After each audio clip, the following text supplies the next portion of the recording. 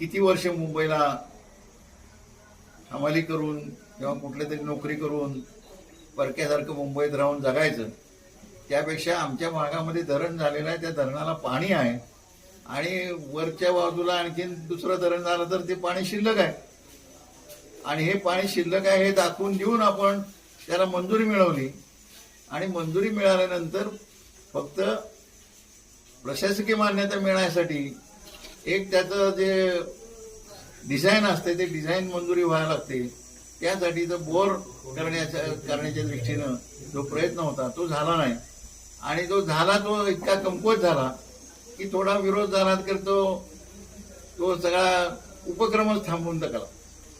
म्हणून आमचं म्हणणं सातत्याने असं होतं की ह्यामध्ये धरणग्रस्तांच्या चळवळीमध्ये आम्ही सुद्धा धरणग्रस्तांच्या चळवळीमध्ये आहोत, यात सुद्धा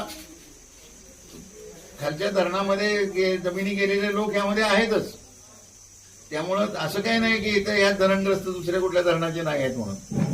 तेव्हा त्यांचं पुनर्वसन झालं पाहिजे, ते आधी झालं पाहिजे अशी भूमिका घेऊन सुद्धा काही लोक विरोध करत आहेत. परंतु आमचं म्हणणं आहे की एकदा डिझाईन होऊ द्या आणि तुमचं पुनर्वसन 100% चांगल्या पद्धतीनं झाल्याशिवाय धरणात पाणी अजिबात साठलं जाणार नाही याची गॅरंटी ही सरकारकडनं घेऊन आपण हे धरण करू शकतो. तुम्हालाही पर्यायी जमीन जिथं दिली जाईल त्यालाही पाणी आपण देऊ.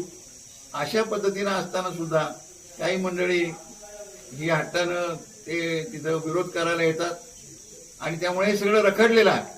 आज त्या बैठकीमध्ये लोकांनी असं ठरवलेलं आहे, प्रतिनिधींनी या भागातल्या लोकांच्या चळवळीतल्या प्रतिनिधींनी, कृती समितीच्या प्रतिनिधींनी, की आम्ही यामध्ये आता थांबणार नाही, आम्ही आता मेळावा घेणार आणि ह्या मेळाव्यामध्ये आम्ही हे निर्णय घेणार आहोत की आता शेंडी तुटो किंवा पारंबी तुटो, आम्ही माघार घेणार नाही जोपर्यंत इथं टेस्टिंग होऊन नाशिकला रिपोर्ट जात नाही तोपर्यंत आम्ही आंदोलन थांबवणार नाही. असं बेमुदत आंदोलन आम्ही केल्याशिवाय राहणार नाही इरिगेशन डिपार्टमेंटच्या ऑफिसच्या समोर, असा निर्णय आज कार्यकर्त्यांच्या बैठकीत झालेला आहे. मात्र आम्ही थांबणार नाही असा इशारा आम्ही इरिगेशन खात्याला देतो.